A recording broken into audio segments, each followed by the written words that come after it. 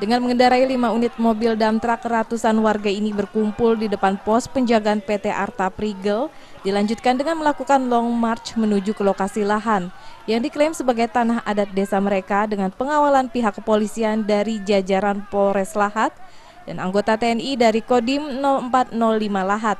Kedatangan warga ini bertujuan untuk merebut kembali lahan seluas 900 hektar yang dikuasai oleh PT Arta Prigel. Lahan tersebut merupakan tanah ulayat atau tanah adat milik desa Padang Lengkuas. Aksi ini dilanjutkan dengan pemasangan patok dan memagar lokasi jalan poros perkebunan dengan kawat berduri. Akibat aksi ini, aktivitas perusahaan terpaksa harus berhenti karena akses pintu masuk perusahaan di portal warga.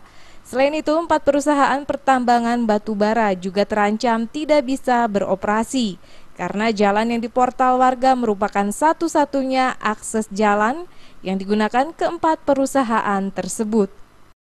Hari ini kami mengadakan kegiatan itu mengklaim lahan di wilayah Desa Padang Lengkuas. Oleh karena dari tahun 95 tanah adat Desa Padang Lengkuas itu diserobot oleh Arta Prigel. Jadi kami sekarang mau merebut wilayah kami yang telah dikuasai.